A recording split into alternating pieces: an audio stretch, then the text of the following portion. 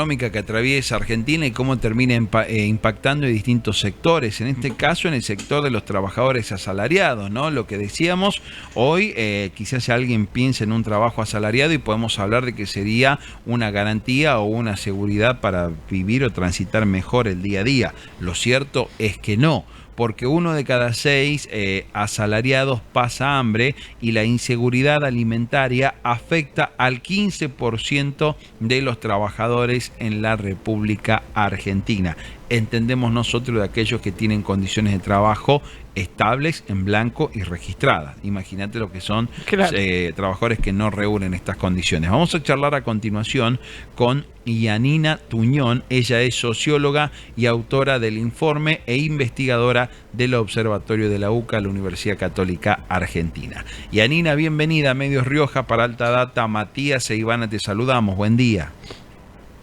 Buen día, un gusto hablar con ustedes. No, Buen por día. favor, el placer de nuestro por charlar contigo. Bueno, preocupante y alarmante, ¿no? Los datos de este informe. Yanina, contanos cómo llegan a esta conclusión y qué es lo que implica que 1 de cada 6 trabajadores asalariados en Argentina pase hambre. Bueno, este es un indicador que nosotros medimos hace muchos años, que es el de inseguridad alimentaria, y que da cuenta de cuando los hogares, por cuestiones económicas, tienen que bajar la cantidad, la calidad de los alimentos, Sí. hasta llegar a situaciones, digamos, de privaciones en la ingesta importantes. Hace tiempo que venimos señalando que ser hoy un trabajador no implica no ser pobre, Sí. y que en este caso focalizamos en una población que, como ustedes decían, se ve muy protegida por las condiciones laborales. Sí. Es el 50% de la población que tiene un trabajo estable, registrado, y que aún así experimenta situaciones de inseguridad alimentaria. Por supuesto, tenemos peor situación en el otro 50% informal, sin condición de cuenta propia, ¿no? Que por supuesto allí los niveles de inseguridad alimentaria están arriba del 20%, 25%. Sí. Pero lo cierto es que focalizamos en esta población, que es una población mucho más protegida, que sobre la cual muchas veces pensamos que están en condiciones de no pobreza, en condiciones, en este caso, de seguridad alimentaria, y sin embargo no lo están. Y empezamos a tematizar el tema e incluso a comenzar una investigación específica sobre cuáles son las condiciones alimentarias durante la jornada laboral. Pensando justamente que podemos contribuir o dar insumos interesantes para pensar también la nueva reforma laboral. Sí. Y en qué medida se pueden incorporar a esa reforma propuestas vinculadas a las ayudas alimentarias en el marco de la jornada laboral. Bien. Yanina, buen día, te saludo nuevamente. Buen También preguntarte, porque tengo entendido que este informe no solo apunta a la cantidad, sino a la calidad de la alimentación.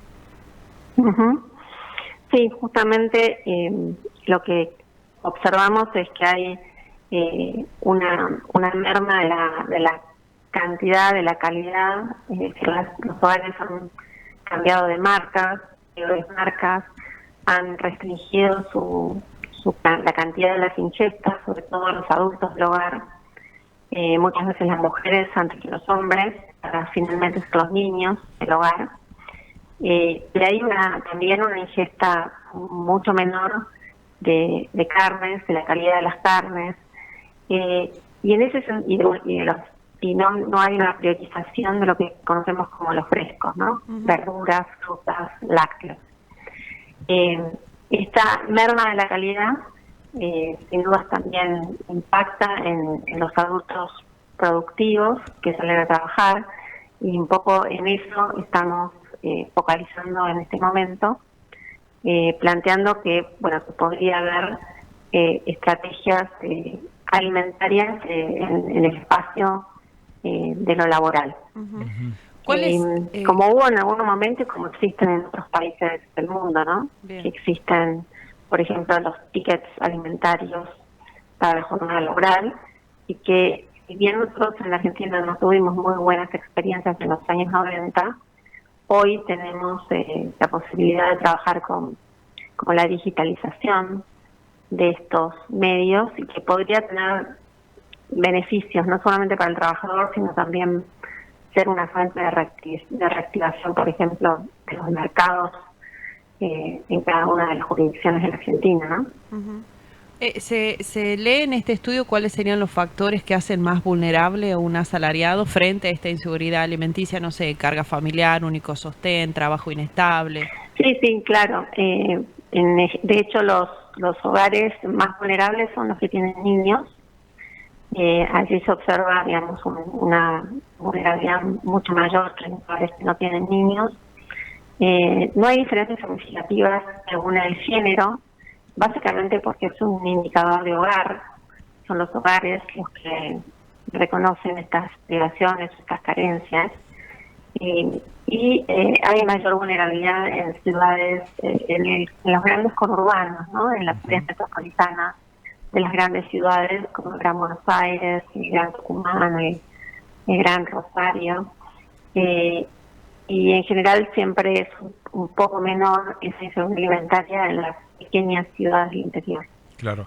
Ahora, Yanina, y en este informe no se refleja una bandera, un bastión que sostiene por lo menos la gestión del actual presidente Javier Milei, que tiene que ver con esto de la reducción de los índices de inflación, de que hay mayor previsión a la hora de poder adquirir alimentos y mercadería. Digo, ese factor no estaría influyendo positivamente. Bueno, en realidad cuando uno ve la serie en el tiempo, se ve una merma a lo largo del tiempo. Sin embargo, bueno, llegamos a estos valores en la actualidad, ¿no? Lo cierto es que ha habido una recomposición de los gastos de los hogares. Sí. Hoy los hogares tienen un peso relativo del gasto en servicios mucho mayor al que tuvimos en otros momentos. Y eso es algo que no se está quizás visualizando bien, en el sentido de que hoy los hogares tienen gastos en luz, en gas, en agua, mucho más altos que los que tenían en otros momentos, años previos. Claro. Con lo cual, una de las funciones que se ha visto afectada ha sido la canasta alimentaria. En ese proceso de recomposición de gastos. Claro, es decir, los hogares hoy, dinero que antes iba a los alimentos, está yendo, por ejemplo, al pago de la luz, del agua, del gas, del internet. Sí, bueno, y en las grandes ciudades también está yendo a consumos como las prepagas, como los colegios de los chicos, etcétera. Claro. Esto, si bien vos planteabas esta cuestión de los tickets, ¿no? Esto que se habla de dar vouchers alimentarios y demás, pero digo, hay empresas que estén empezando a tomar nota de esto, porque más allá del dato duro y lo preocupante de que se reduce la calidad y la cantidad de alimentos, también seguramente, Yanina, debe haber una baja en el rendimiento de los trabajadores. Digo, algunas empresas están empezando a dar el paso de proveer bolsones alimentarios, kits alimentarios, o vouchers o bonos para sus trabajadores, más allá del salario y lo que se cobra de manera habitual, aunque sea para buscar recuperar el rendimiento del trabajador? No, por el momento no. En realidad esto es una conversación que estamos iniciando, ¿no? Con muchos actores y a los que les vamos a poner, digamos, mayor investigación para poder dar cuenta de manera mucho más específica qué es lo que están haciendo los trabajadores durante su jornada laboral, porque tenemos varias hipótesis al respecto, ¿no? En el sentido de que creemos que muchas jornadas laborales de trabajadores, incluso registrados, son jornadas con una muy baja ingesta.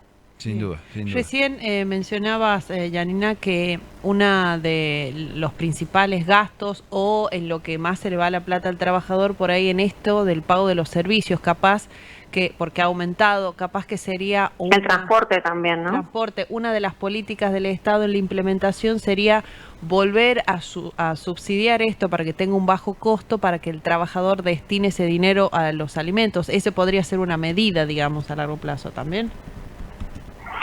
Sí, es una medida que, bueno, que hay que investigarla y por supuesto hay que ver en qué medida el mercado tiene capacidad de asumirla, ¿no?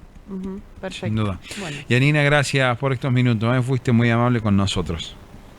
Gracias a ustedes, hasta luego. Hasta luego. Ahí estaba la palabra de Yanina Tuñón. Ella es socióloga, investigadora y docente de la Universidad Católica Argentina, y trayendo este dato a la mesa, ¿no? Yo siempre recuerdo y lo tengo muy presente, quizás cuando nosotros éramos chicos o éramos un poco más jóvenes, siempre estaba esto de lograr tener un trabajo en blanco, registrado, por supuesto, capacitarte, formarte para que seas tenido en cuenta, porque eso era como un gran salvavidas socioeconómico que podías lograr y alcanzar como persona, ¿no? Ni hablar cuando formabas una familia, que los dos estén en blanco, que los dos tengan un recibo de sueldo.